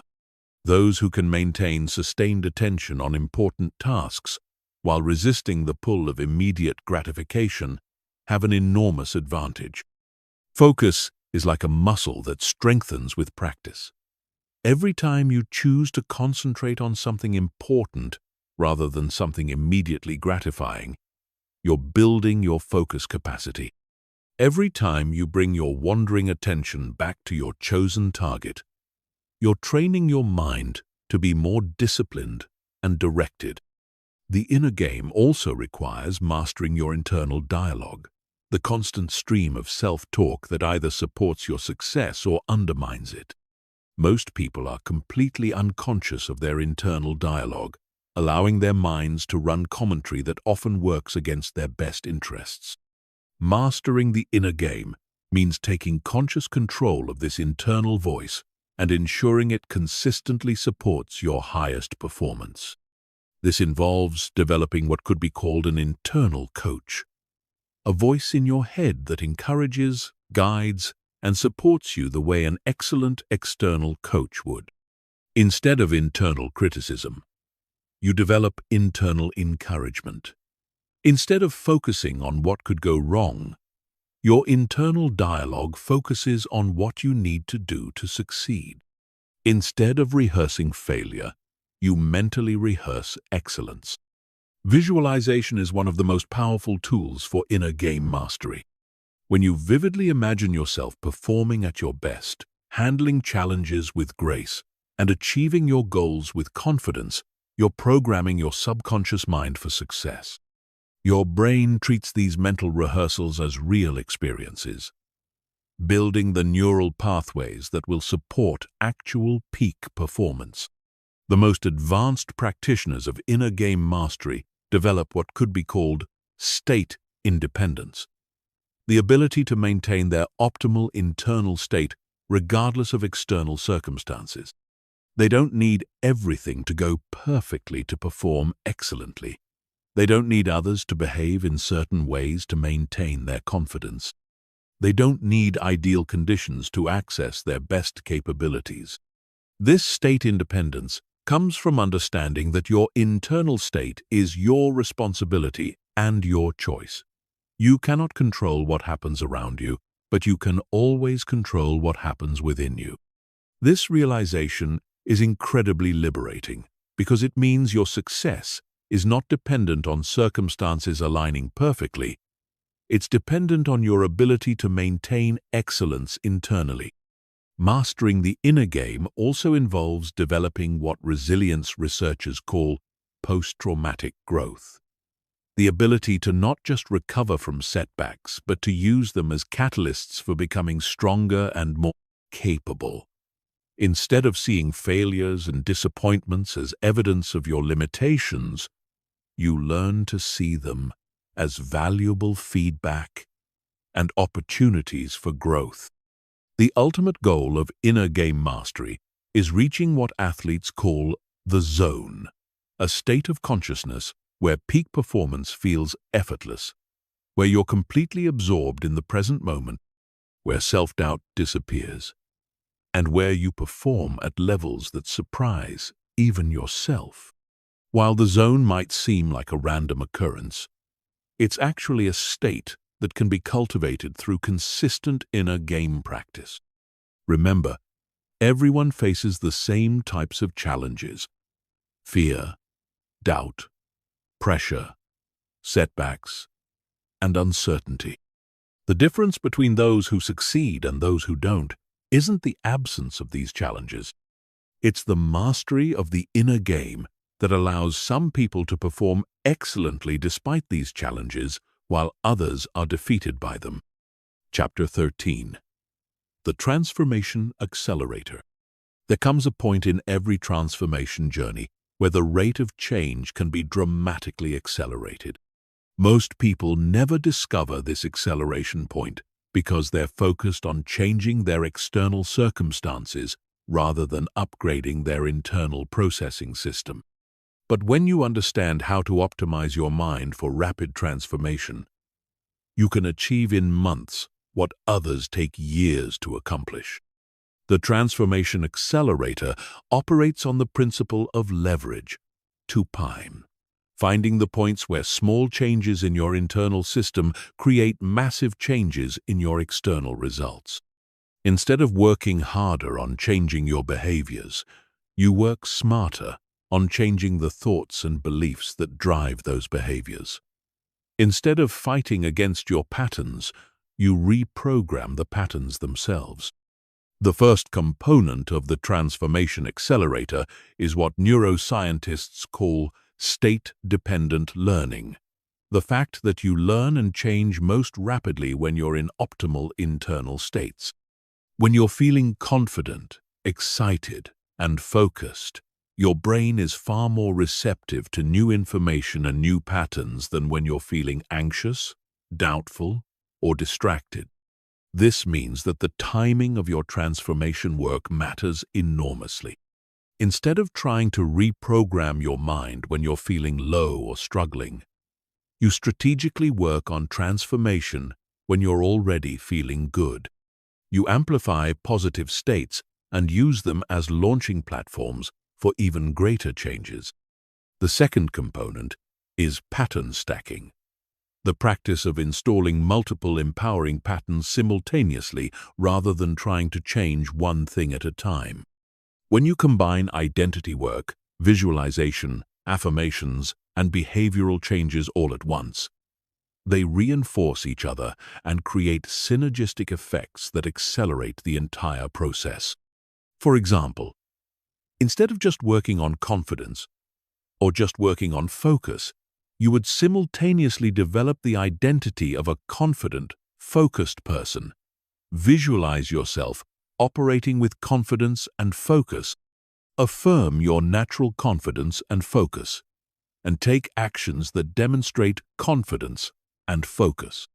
This comprehensive approach creates multiple neural pathways supporting the same transformation, making change much faster and more permanent. The third component is emotional amplification, using peak emotional states to supercharge the transformation process. Your brain pays special attention to emotionally intense experiences.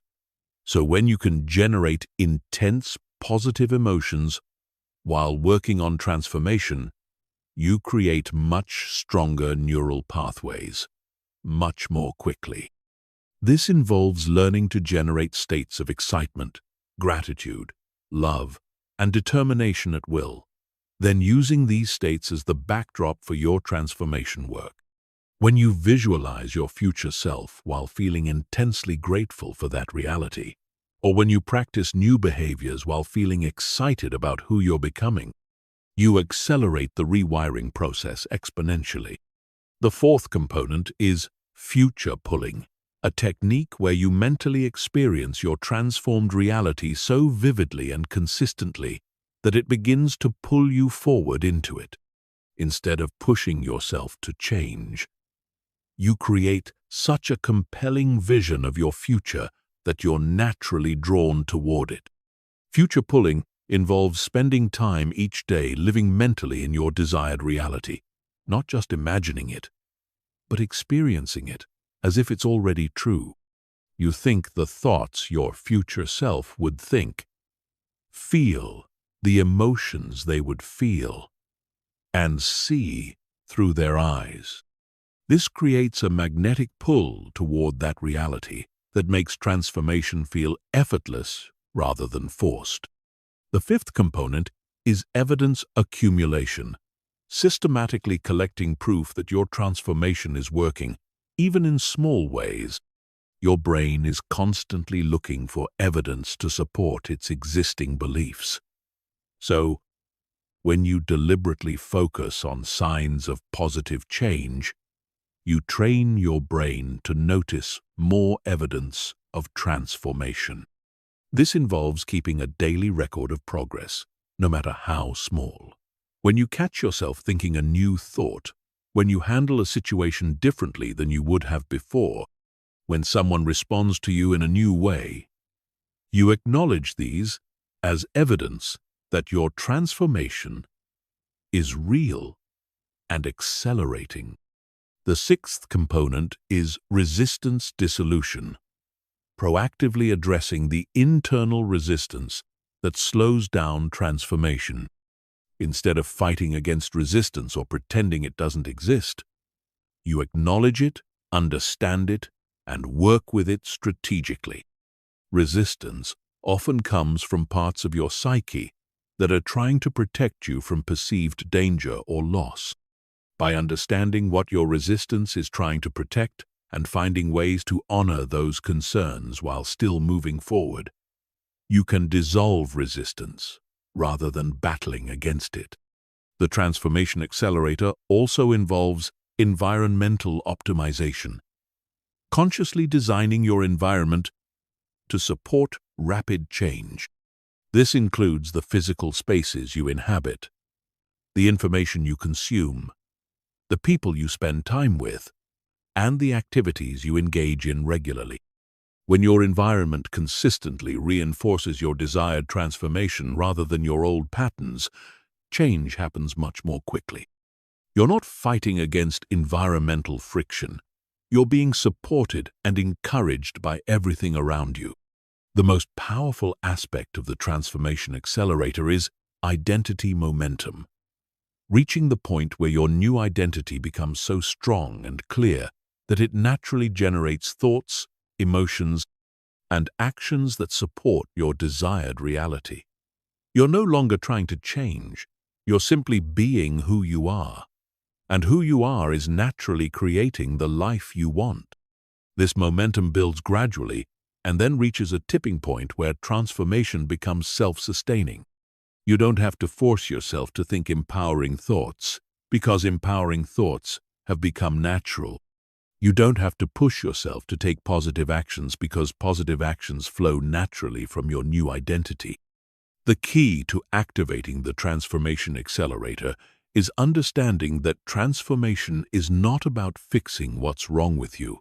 It's about optimizing what's already working. You're not broken and in need of repair. You're a powerful being, learning to operate at your full capacity. When you apply these acceleration principles consistently, you'll be amazed at how quickly your life can change. What seemed impossible becomes inevitable. What felt difficult becomes natural. And what you once dreamed about becomes your lived reality. Chapter 14. Living from your future self. The most powerful transformation technique you can master is learning to live from the perspective of your future self, the person you're becoming, rather than the person you've been. This isn't about pretending or playing a role. It's about accessing the consciousness, the wisdom, and the natural patterns of the evolved version of yourself and operating from that space right now, before external evidence appears. Most people live from their past selves. They make decisions based on who they were yesterday. They interpret new situations through the lens of old experiences, and they predict their future based on their historical patterns. This keeps them trapped in repetitive cycles because they're constantly recreating their past rather than creating something new. Living from your future self means making decisions today from the perspective of who you're becoming. It means asking yourself, how would the person I'm evolving into handle this situation? What would they think about this challenge? How would they feel about this opportunity? What choice would they make? Then you act from that wisdom, even if it feels uncomfortable or unfamiliar. Your future self is not some fantasy version of yourself that bears no relationship to who you are now. Your future self is the natural evolution of your current potential. It's who you become when you remove the limitations, fears, and conditioning that currently constrain you.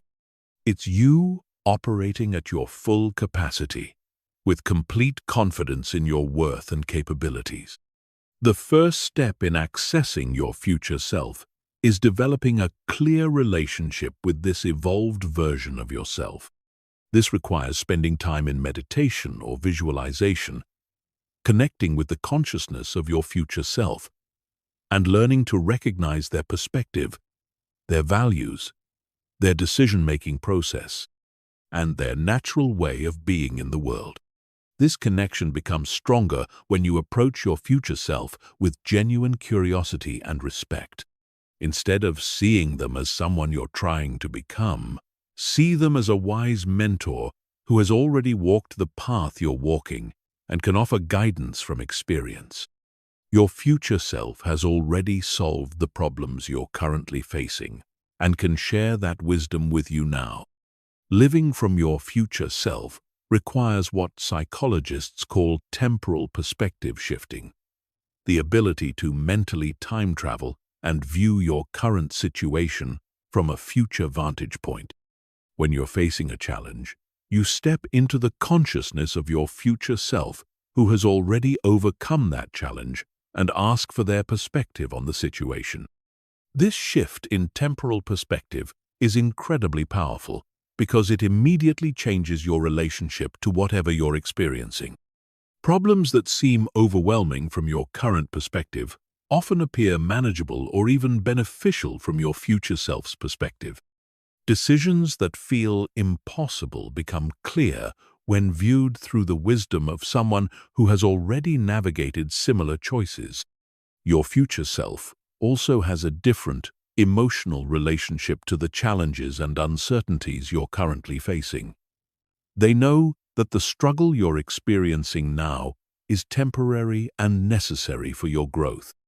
They have compassion for your current confusion or fear, but they also have confidence in your ability to navigate through it successfully.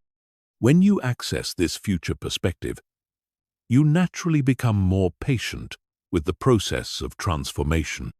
You understand that your current discomfort or uncertainty is not evidence that something is wrong. It's evidence that you're growing. Your future self can offer comfort and encouragement during difficult periods because they know how the story ends. Living from your future self also means embodying their energy and presence in your daily interactions. Your future self moves through the world with a different quality of confidence, speaks with different authority, and relates to others from a place of self-assurance rather than insecurity. When you consciously embody these qualities, you begin to experience the world responding to you differently. This embodiment practice is not about fake-it-till-you-make-it energy, which often feels forced and inauthentic. It's about recognizing that your future self's confidence and presence are natural expressions of who you really are beneath your current conditioning. You're not pretending to be someone else. You're accessing aspects of yourself that have always existed but have been covered by layers of limitation. One of the most practical applications of living from your future self is using their perspective for decision-making. When faced with choices, Instead of asking, "What do I want to do?" you ask, "What would my future self do?" This subtle shift often reveals choices that serve your long-term growth, even if they're not the most comfortable options in the moment. Your future self naturally makes decisions from abundance rather than scarcity, from confidence rather than fear, from love rather than ego. They invest in long-term growth rather than short-term gratification. They choose expansion over comfort, truth over convenience, and possibility over safety. When you make decisions from this perspective, you consistently move in the direction of your highest potential. Living from your future self also transforms your relationship to setbacks and failures. Your future self knows that these apparent obstacles are actually necessary steps in your evolution. They don't see failure as evidence of inadequacy. They see it as valuable feedback and course correction. This perspective allows you to maintain forward momentum even when things don't go as planned. The most advanced practice of living from your future self involves what could be called timeline integration, bringing the wisdom, energy, and perspective of your future self into your present moment experience so completely that the gap between who you are now and who you're becoming begins to collapse. When this integration reaches its fullest expression, you're no longer trying to become your future self. You are your future self, operating in your current circumstances with future consciousness. The transformation is complete, not because your external circumstances have caught up to your vision, but because your internal reality has fully aligned with your potential. Remember, your future self is not waiting for you to earn the right to access their wisdom and perspective. They are available to you right now, in this moment, offering guidance and support for your journey. The question is not whether you can connect with your future self, but whether you will choose to live from that expanded perspective starting today. Chapter 15. The New You Starting Now. This is the moment everything changes. Not tomorrow, not next week, not when conditions are perfect or when you feel ready. Right now, as you absorb these final words, you have everything you need to step into a completely new version of yourself. The old you, the one limited by inherited programming, constrained by automatic thinking patterns, and trapped in cycles of limitation, can end in this moment. The new you can begin right here. You now understand the most powerful truth of human existence. You become what you think. This isn't motivation or inspiration. This is the fundamental operating principle of consciousness itself. Your thoughts are not random mental events floating through your awareness. They are the architects of your reality, the programmers of your brain, and the creators of your future. Every thought you choose from this moment forward is a vote for the person you're becoming.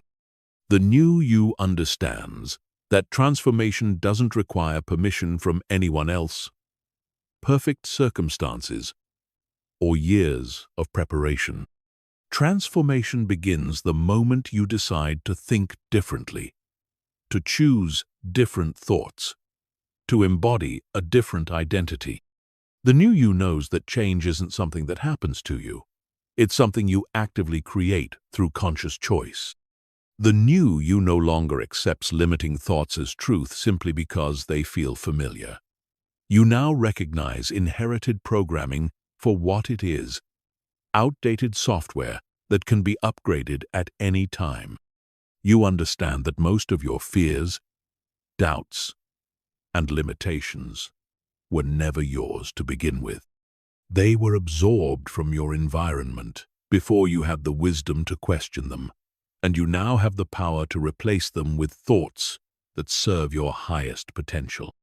The new you operates from identity rather than trying to achieve identity. Instead of saying, "I want to be confident," you simply are confident, because that's who you've chosen to be. Instead of working towards success, you operate from success, because that's your natural identity. This shift from seeking to being is the key that unlocks effortless transformation. The new you understands the science of neuroplasticity and uses it deliberately. You know that every thought you think, every visualization you practice, every new behavior you embody is literally rewiring your brain. You approach mental transformation with the same intentionality that an athlete brings to physical training, knowing that consistency and repetition will inevitably produce the changes you desire. The new you has mastered the art of thought selection. You observe your thinking patterns objectively and consciously choose which thoughts deserve your energy and attention. When limiting thoughts arise, you don't fight them or judge them. You simply choose something better. You've become the curator of your own consciousness, carefully selecting only thoughts that align with your desired reality. The new you lives from your future self's perspective. You make decisions today based on the wisdom of who you're becoming, rather than the limitations of who you've been. You access the confidence, clarity, and capability of your evolved self and operate from that space, knowing that external reality will eventually catch up to your internal transformation. The new you understands that setbacks and challenges are not evidence that transformation isn't working. They're opportunities to practice operating from your new identity under pressure. You welcome these experiences as chances to prove to yourself that you've truly changed, that your new patterns are strong enough to withstand any test. The new you has activated the transformation accelerator. You combine identity work, visualization, emotional amplification, and strategic action into a comprehensive system that produces rapid change. You understand that transformation isn't about working harder. It's about working smarter, leveraging the natural plasticity of your brain to create the changes you desire. The new you lives with unshakable confidence because you know that you have the power to consciously create any reality you can envision. You're no longer at the mercy of circumstances, other people's opinions, or random events. You know that regardless of what happens around you, you can always choose your response. And your response determines your reality. The new you has broken free from the mental prison of limitation. You realize that most barriers exist only in consciousness, and what exists in consciousness can be changed in consciousness. You approach life with a sense of infinite possibility because you understand that you're not confined by your past, your current circumstances, or other people's beliefs about what's possible for you. But most importantly, the new you understands that this transformation isn't a destination you reach, it's a way of living. You're always becoming, always evolving, always accessing new levels of your potential. Each day brings new opportunities to think more empowering thoughts, to embody a more expanded identity, to create an even more extraordinary reality. The question now is simple. Will you be the new you, starting right now?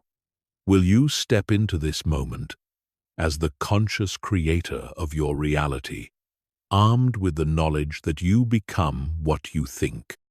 Will you choose thoughts that transform, embrace an identity that empowers, and take actions that demonstrate your evolved self?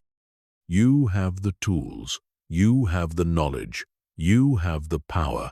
The only thing left is the decision, and that decision can only be made in this moment by the new you who knows beyond any doubt that transformation isn't just possible, It's inevitable when you take conscious control of the most powerful force in your life, your thinking mind. Your thoughts created your past. Your thoughts are creating your present. Your thoughts will create your future. The only question is, what will you choose to think? Because whatever you choose to think consistently, you will become completely. You become what you think. The new you starts now.